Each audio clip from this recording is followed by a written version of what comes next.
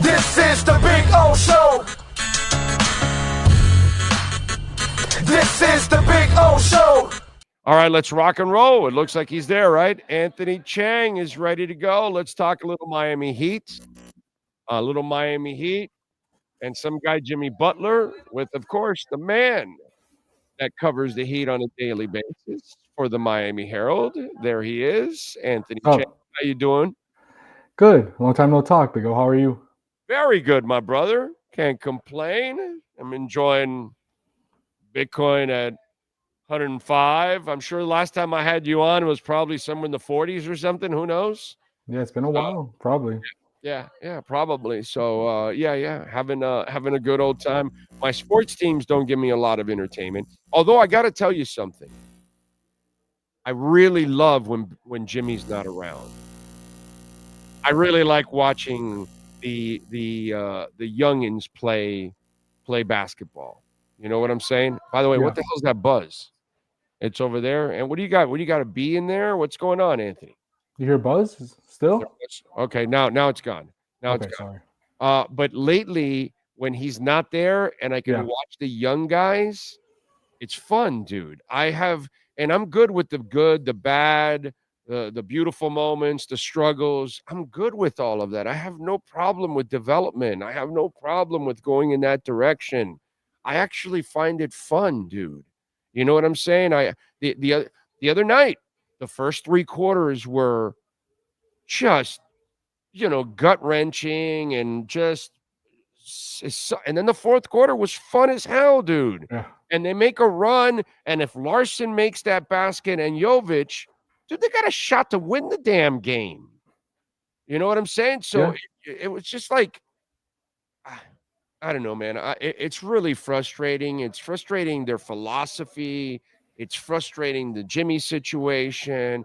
I'm frustrated for the kids. And I'm mostly frustrated for Eric Spoelstra, who doesn't deserve any of this shit, dude. Yeah, I think that's the shame of this all is this a championship team? No. No. Is it a title contender? No. I think that's obvious, right? But they do have a really interesting young core. And this could be a fun team to watch, if they really lean into the young guys. And we've seen that in Spurs, especially during Jimmy's suspension, like you said. And we'll probably see that again this trip while Jimmy's out again. So they have some pieces here. I mean, Kel'el Ware is a really good story. He's shown a lot of upside at 20 years old to do what he's doing at 7 feet. He really looks like he has a really valuable skill set for this team. A guy they really haven't had in a long time.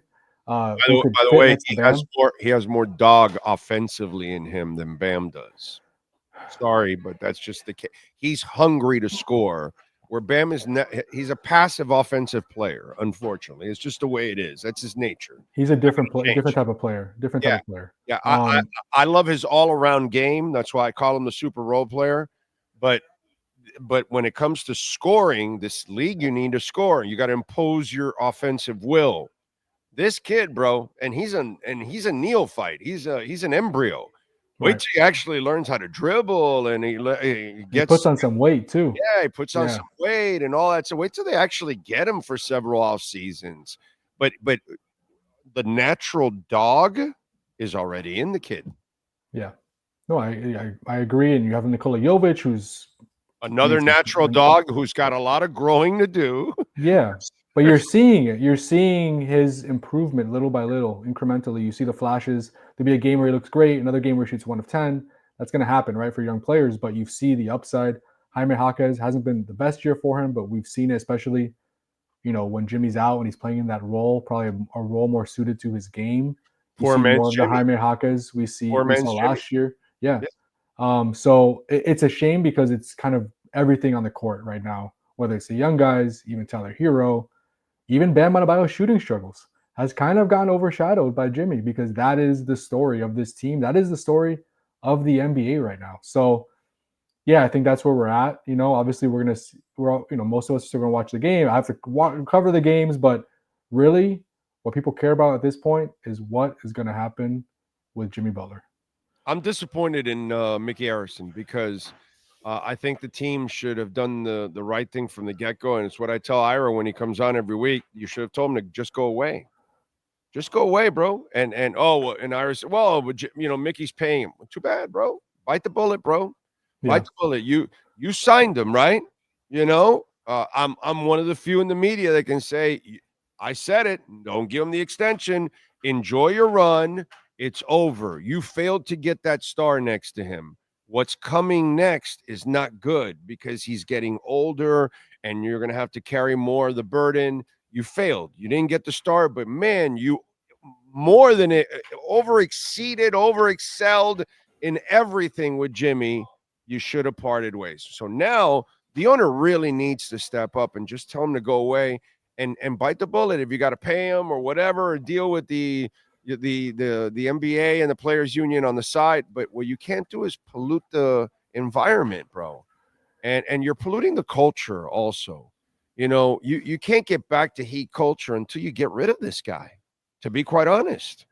You can't reestablish it again until you get rid of this guy, because it's like watching the 3 quarters the other night and then watching the 4th quarter when they're all flying around, they're killing themselves to play offense and defense, and you're like, that's Heat culture right there, bro. That's what I'm talking about. Yeah,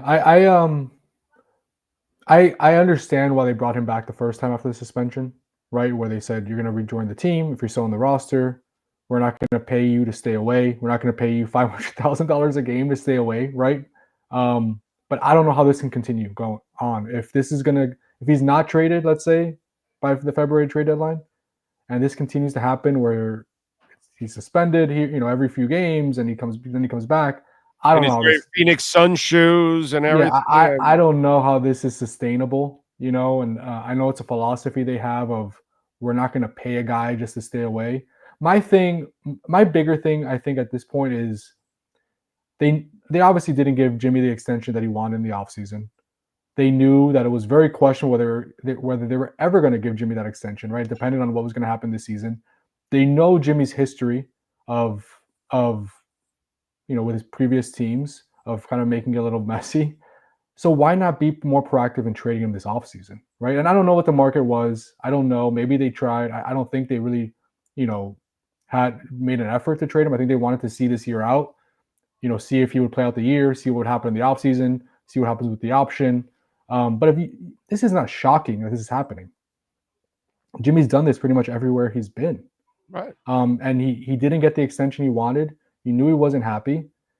And now this is happening. And it's happening to the Heat. So I think just knowing the history, knowing you weren't going to give him the extension, they probably should have tried to trade him in the offseason to avoid, what's happening right now. Problem is he doesn't have value like he used to have anymore. Because, see, for me, Anthony, I'm a little bit more brutally honest, or at least I'll just say it like it is. I think he's a fucking con artist. I think he can't play Jimmy Ball for a month or two. His body will break down. And I think he's trying to con somebody into that extension because he knows deep down inside. And that's why he's doing all this charades and all this stuff, because he knows the Heat's going to suspend him. Then he knows the Heat is going to keep on the sidelines. And so he doesn't have to risk. And when he's playing, notice he's not really playing real Jimmy Butler defense and contact and all that. Why? Because he's trying to preserve his body. Because if he gets injured, and by the way, that's another reason why the Heat should not play him. You're trying to trade him, bro. Sure, it's risky. Why would you keep playing an injury-prone player? You know what I mean? And my thing all season has been, hey, you see how Tyler's playing? All right. If he continues to play well up until the trading deadline, somebody's willing to give you, now's the time to get off the gravy train, baby. Learn how to get off the gravy train. That kid has never stayed healthy. And by the way, my theory with Tyler, he's playing so hard to prove Pat Riley wrong, but that body can't write those checks, baby. That body can't write those checks, so you better watch out.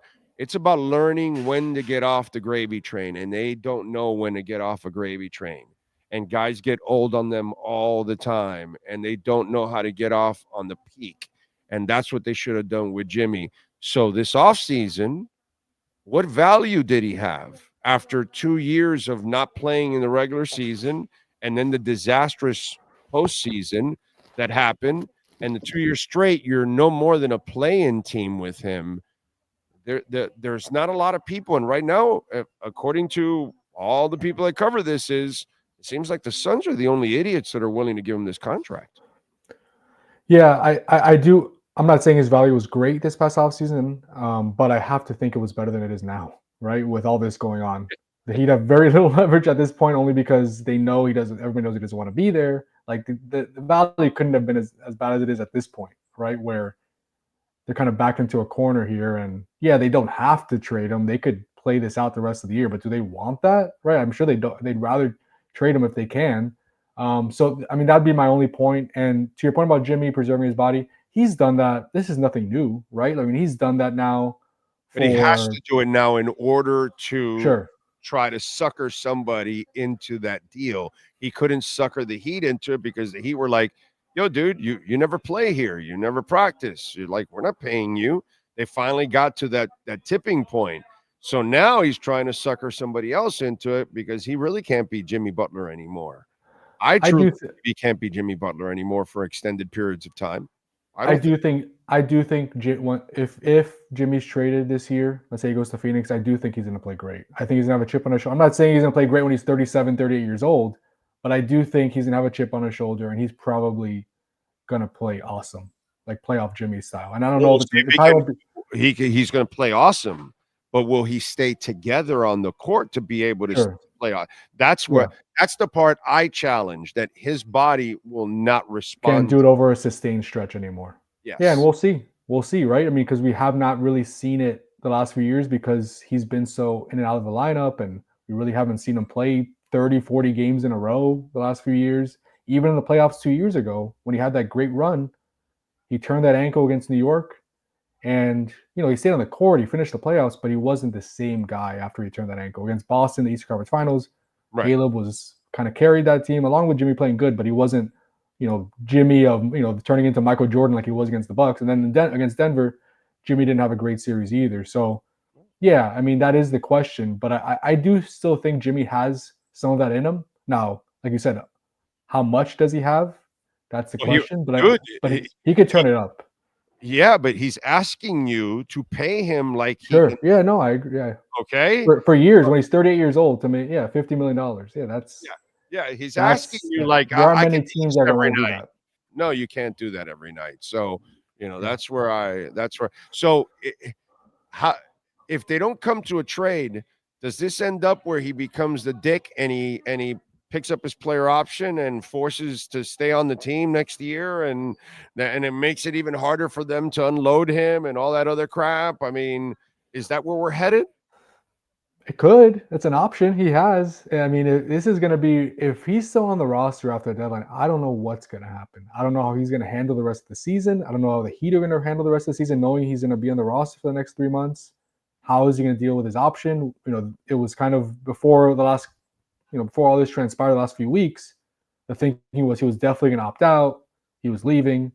But now there's a sentiment of, well, we could opt in and use that as a tool, right? And kind of put the Heat in a corner and say, well, we're opting in.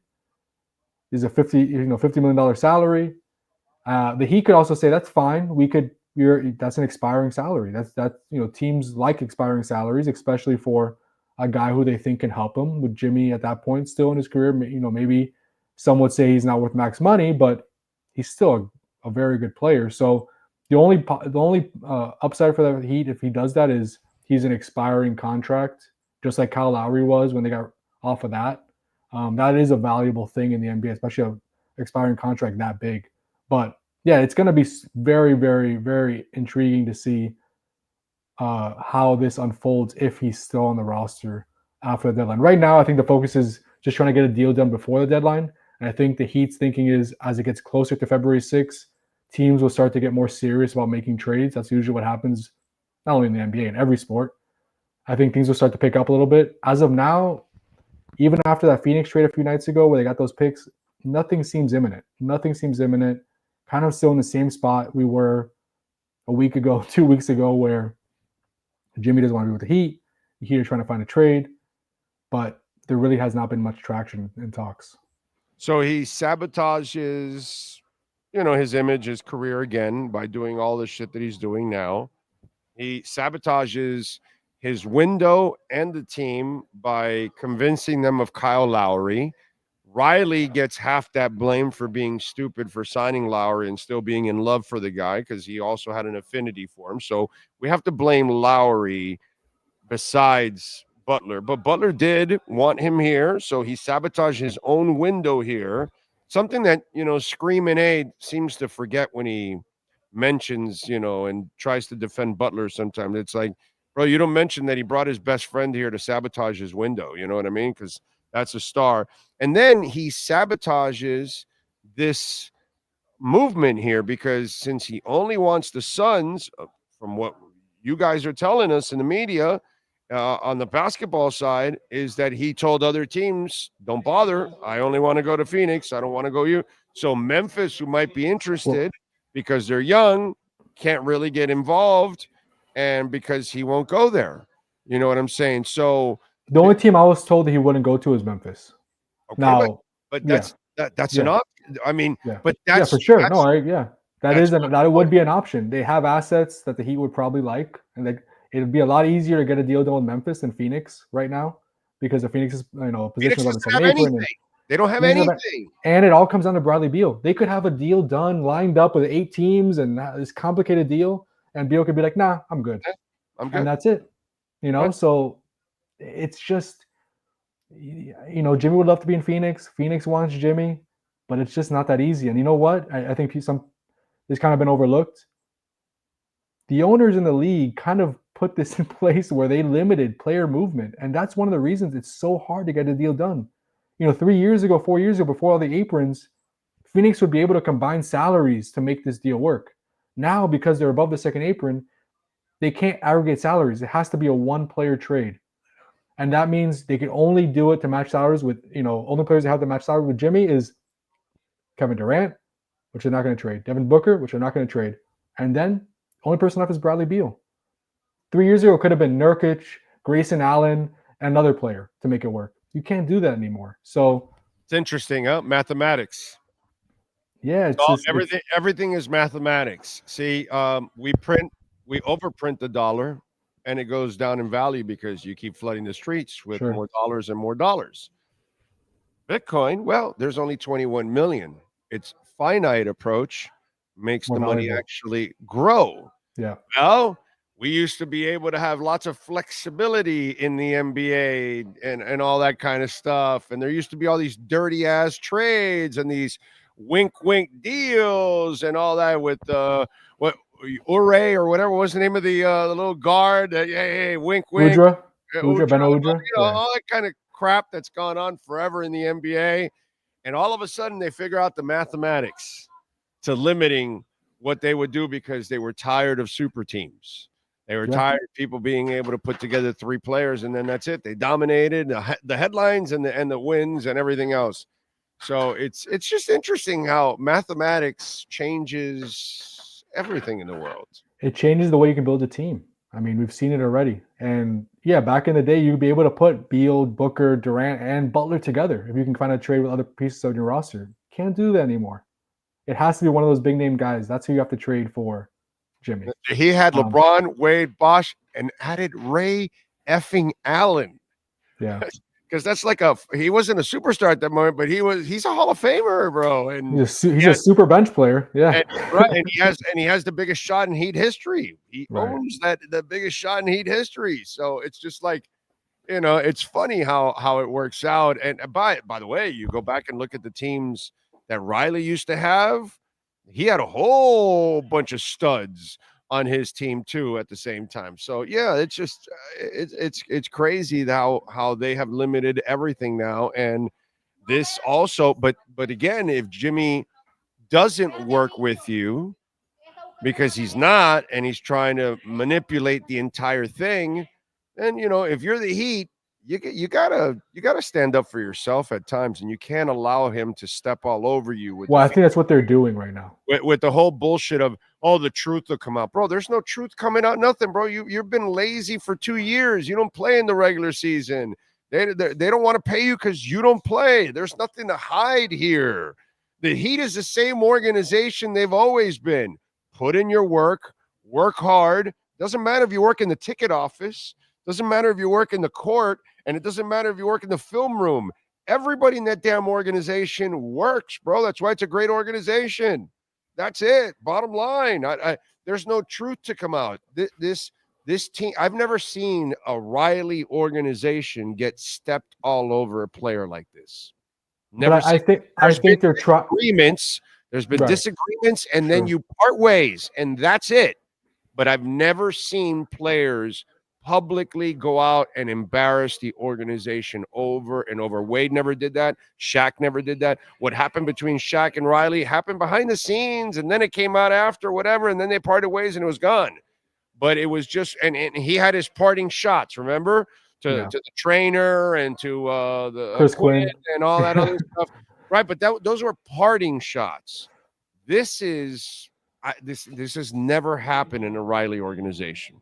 Never, bro. It's different times too. I would imagine if social media was a thing back in the Shaq days, that might have been a little uglier, right? It might have been a little different. But yeah, to your point, I do think this is something that he have never faced. And I would say this, like, yes, it's not great for the organization. This is something they have not dealt with before. He is really putting them in a really, really difficult spot. But I do think the Heat just not rushing into a trade or just not doing a trade to do it, right, it's kind of like the Heat standing up for themselves. It's like, look, you can do as much, you can do whatever you want, but we're not going to just do a deal to do it. We'll try to make one happen, but we're not going to do it unless we think it helps us moving forward. Right. And I think that's their way of saying you could continue to wear Phoenix Sun shoes, missing a team flight, saying stuff in the media that you're not happy here, but we're not going to just make a trade to get rid of you. So yes, it's not great I think both sides have handled it poorly, to be honest with you. I think both sides for sure. Yeah. I'm not saying the Heat have been perfect by any means, but I do think that is their way of standing up for themselves, is they're not going to rush into anything. Yeah. No, I listen, the last 10 years for Riley has not been good, bro. He's lucky he has Spo. He's damn lucky he has Spo, because the decisions that organization has made over the last 10 years since the big three, it's been bad, bro. It's been bad. And yet they've had a ton of success because of that guy. You can give him scrubs and he goes 31-10 in the second half of a season. This guy just makes wine out of water, constantly. And I know that if you got rid of the cancer, if you extracted the cancer and gave him all these young guys, he'll make something out of this, dude. He'll make something very respectable out of this, and we'll find out about some of these young guys. But you got to give him at least an environment, and I'm tired of you shoving him with Whiteside and doing all this other stuff that you've done in the last 10 years that it just, dude, bro, you gave him a bunch of scrubs, and he made the best out of it. Now he made the best out of the Butler era, and now he's got to deal with this. I'm kind of, I'm not saying ever for Riley to step down or anything like that, but it's very Shula-esque. It is very back-end Shula-esque. And he's got to get the shit straightened out, bro. They've got to start making better decisions. They've given away first-round picks. Their foundation for this is why they, now people want to, like I heard screaming again, oh, we got to find out why stars aren't going over to Miami. No, moron. Stars aren't going to Miami because these idiots keep ruining their cap space and they keep giving away first-round picks. That's how the game is played. You want your stars? Have a bunch of first-round picks and have cap space. You know what the Heat never have? Cap space and first-round picks. That's what they never have. So that's why I say if you can get something for Butler, great. And I've been saying, Tyler, if you can get a couple of picks for his ass too and he's playing, get him. You need to reset. And now that you can draft, if those picks are draftable, then draft them because you're hitting on guys. If you can package them for a young player, go ahead. But you need to get liquid and move on because people are making shit up here. Like they're not coming here because they're afraid of Riley or that. No, the mismanagement of the front office is why they're never in position to land any of these guys. Yeah, there's a reason why stars haven't come, and it's because it's really hard to get stars with cap space now. Not that he'd have had any lately, but it's really difficult because these guys have big incentives to re-sign with those teams. And then like Damian Lillard, or I believe Donovan Mitchell did it too. Like they basically asked for a trade once they've signed that contract because they got the incentive of signing the extension with their current team. And then you have to have assets to trade for that star. And there have been stars that wanted to come. Kevin Durant, Damian No Lillard. assets. But No they assets. just don't have enough to get a deal done. And that's why I think this trade is so important with Jimmy, if they can get it done. Because, yeah, this is not going to be set you up to win a championship, this move. You're probably going to get worse by trading Jimmy. You're not going to get better by trading a guy like Jimmy. Of But course. it's the move before the move. It's kind of setting you up. It's like you said, restocking your draft picks. Now So you're a prisoner of the moment also with Tyler Herro? You're going to come out with me on the island? No, I mean, I think Tyler. I don't think you could just strip it down. I think Tyler's having a really good season, and I know you're right about Jimmy a few years ago. You know, but I can't. Brother, I'm on a roll. You are. You have been. I give you credit, but I just can't go there. Xavier Howard had 10 interceptions. Yeah, and I killed the Dolphin Nation. I said, trade him right now. I've heard it. I'm a fan. Okay. He had 7 interceptions to you all the time. I know you've been right. And Tyreek Hill, I told the Dolphins this year, don't guarantee him that money. Yeah. And they guarantee him that money. You must know when to get off the gravy train. I have no idea why you think this Tyler train is going to get better. I'm not exactly sure. You just got a little sign with the groin injury. I'm just saying, dude. I mean, he's improved a lot this year. It's your fault. It's your fault. Why? You show him. January 14th, you had an article about how durable Tyler Herro is. What is He's wrong? Back tonight. It was one game. He's back. What is wrong with you? You're so tonight. typical of that broadcaster. Well, you know, he's hit 47 free throws in a row blindfolded. He can't miss. Clank. There you go. Oh, he's hit funny. 404 field goals straight from 82 yards. He can't miss. Boom. Shank. Yeah, funny. I did the interview with Tyler, and at the end, I'm like, look, I just hope you don't get injured tomorrow, because I don't want to be the chase. I'm sorry if something happens, but it's not my fault. Don't blame me. Immediately when that came out, I blamed you right away. Without it happening, I blamed you before the groin injury. Because you knew something was coming?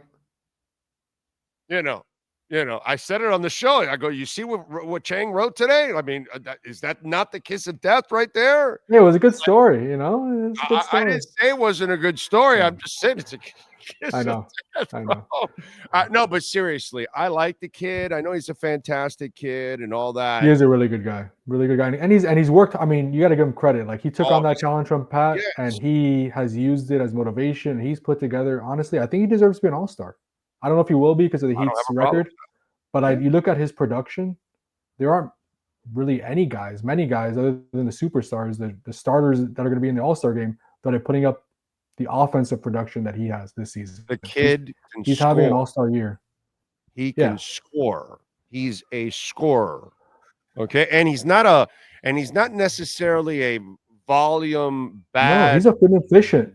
Yes, he's an efficient scorer. You know what I'm saying? So that's the good thing about him. You know, overall, I'm not exactly sure. How is he in clutch? I don't know the stats off the top of my head, but just by going through the season, I mean, he's had a lot of big fourth quarters. And look at those Detroit games.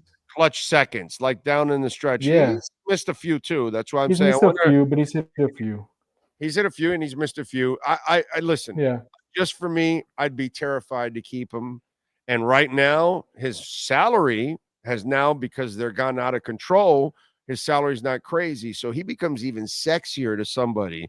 And if somebody gets somebody injured and they're a contending type of team and they need somebody to help them score, they might be desperate enough to give you a couple first rounders, where you would have to give up a first rounder to get rid of him just 2 years ago.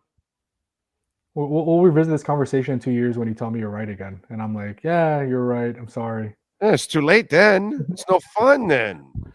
It's but not to your point, dude, this is not fun that I'm having because I'm right. Because now I got to watch Tyreek do this stupid shit when they could have just cut him now. And now they're stuck with his ass. And all these Dolphin fans think, oh, well, maybe we could trade him. No, bro, the cap hit would be so brutal they can't. And then the Butler thing, it's like, man, come on, you know. So I don't have fun with this. I don't need this Butler talk for. I know it's great, like drama and all that, Oh no, I'm done with it too. But Yeah, I'm maybe you and me. I know the general media will love this shit, dude. yeah. They're gonna love this soap opera. But you know what, bro? I'm born and raised here. I actually want the Heat to be great. I actually want the Dolphins and the Marlins and the Panthers and the Dolphins and InterMiami to be great, to be honest with you. So I don't really the drama stuff, I have to talk about it, but it's Sure. not something I enjoy, bro. I don't enjoy this shit. I'm I sorry. like writing about basketball, and I feel like I Yeah. haven't written about basketball in a long time. Yeah. You My know? talk show in general is Yeah. hardcore sports talk. It's not really Yeah. fluff talk. I don't do that kind of stuff, dude. That's I don't do the fanboy talk, and I don't do just the hatred talk. That hey, let me just go come up with something controversial just to throw it out there. No, that's not what I do. So it's just yeah, no, I don't want this, bro. I want this to go away. I just don't know if it's gonna go away. It's gonna. That's the question. When will it go away? Will it be tomorrow? Will it be in 2 weeks? Will it be in 6 months? At this point, I don't know. I think everything's on the table. Okay, So, last thing, and I've yeah. taken way too much of your time.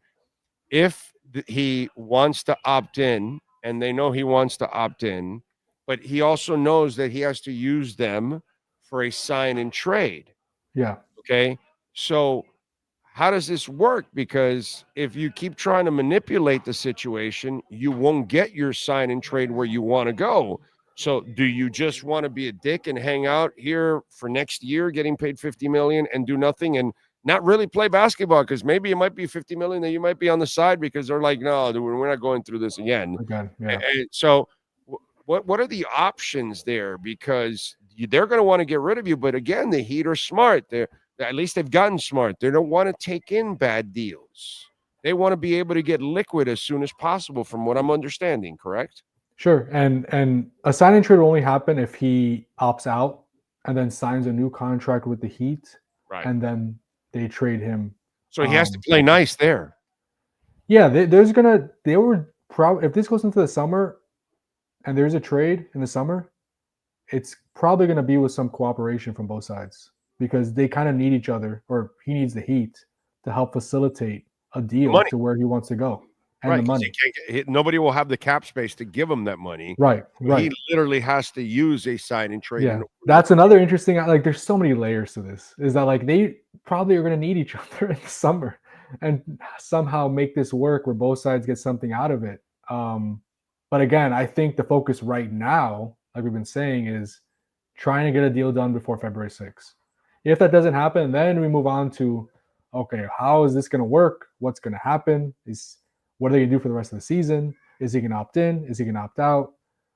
Because even if he opts in, I just can't imagine that he will be on the roster next season. To start this in opening night, I would be shocked. I would have to think that they'll find a way, even if he opts in, that they'll both find a way to get something done where he's elsewhere next season. Yeah, and more minutes for Pele Larson, please. Yeah, more minutes for Pallet, more minutes for Jaime, more minutes for the young guys, right? This was Jaime for sure, so you can grow into that Jimmy role. But there's some about Pele Larson I like, bro. There's some dog there. I like guys that have that natural dog. He's got natural dog, bro. I mean, when Eric Spoelstra says he's an elite role player before he even plays a regular season NBA game, which he did in the preseason, he called Pele Larson an elite NBA role player. That's impressive. Is like maybe some people see that as a dig, but second round pick for arguably the best coach in the NBA. I know you think he's definitely the best coach in the NBA. To call him an elite role player. Yes. That's impressive. That means there definitely is something there that the Heat sees. He's the best coach in the world. He's the best coach in Heat history. Yeah, okay? I don't think anyone would argue that. Not the best general manager, not the best franchise creator. No. The best X's and O's coach that has ever happened in the Heat organization. Pat Riley's number 2, bro. This guy's number freaking 1. What I've watched this guy do in his whole career with all these different teams and different styles and different people, and he wins and he adjusts to everything. This is the blood clot years. Right now, what's going on? Jimmy on, Jimmy off, Jimmy on, Jimmy off, Bosch on, Bosch off. Like this is same shit, dude, that's going on. And he doesn't deserve this, bro. He's the best. It's a very difficult situation, and the Heat are 500 right now, and might be heading to the play-in for the third straight year. But yeah, one of the biggest bright spots is you still have what many people think is the best coach in the NBA. Not only you, general managers think that. A lot of people around the league think that. Players think that. So he proves it every night, bro. Please, yeah. He proves it every night. And by the way, they can draft now. So go get a bunch of picks, and you have the best coach, and he'll develop them, or use the picks for a young star, whatever. But go get picks. They're valuable. And I was going to say that obviously Erik Spoelstra deserves a ton of credit for the Heat success in the past few years. Jimmy Butler deserves a lot of credit for the Heat success during this era. Right? Sure. But Adam Simon and the scouting department, they've really done a great job of hitting on those picks the last 4, 5, 6 years. So where they screw up is in the trades. Where they screw up is in the free agency part of it. But the asset management is what you would say. Yeah. Yeah, the asset management has not been good. That's got to be. But again, that's Riley's whole thing, that he wants to walk out into the sunset with the championship. And maybe by taking a slower approach, he might have gotten there faster. But now this whole Band-Aid approach is just not. It's just not working, bro. They need to change their ways, bro. All right. Follow him on Twitter, Anthony_Chiang. Catch him at the Miami Herald. What do you got going on in the Herald? Yeah, obviously I have a story up on Jimmy's latest suspension and a fallout from that. And tonight I'll have something on when the NBA All-Star Game starters are announced. Obviously, I don't think any Heat player is going to be an All-Star starter this year, but kind of spinning it forward of Tyler Herro's chances to make it as a reserve. That's kind of the next question. Those will be announced next Thursday. Head coaches select the reserves. So that'll be interesting, because if LaMelo Ball is voted in as a starter tonight, as an East guard starter, which he's number one in fan voting, that's probably going to be bad news for Tyler, because that's going to take up a spot for him that I don't know if LaMelo would even make it as a reserve, right? But if he's a starter, that takes up one of those guard spots. So keep an eye on that. While the Heat player won't be a starter tonight, keep an eye on if LaMelo Ball is a starter, because that might make it tougher for. Is that all social media? Is that LaMelo's social media? Is that what that is? Yeah, and he has a lot of highlights, and fans see that, and TikTok and all that stuff. Even I'm too old for TikTok. It's not about substance. It's not about substance. That's why. Look, he's a talented player, right? He's a talented player. He puts up numbers, but it's not a great team. And yeah, so I think most people are surprised number one in fan voting. Does he deserve to be, receive consideration? Sure, he's talented, but consideration, but not one. Yeah, right, for sure. The starters, I think guards should be Donovan Mitchell and Jalen Brunson. I think that's pretty obvious. So we'll see what happens tonight. Yeah. All right. Good stuff, Anthony. Appreciate you as always. Thank you for the time, my man. Have a fantastic evening, my friend. Enjoy the basketball if it's played. Yeah, we'll see. Yeah. We'll find out soon. Thank you, Big O. Good talking to you. There you go. Thank you. Anthony Chiang from the Miami Herald, talking a little Miami Heat basketball. Appreciate it as always.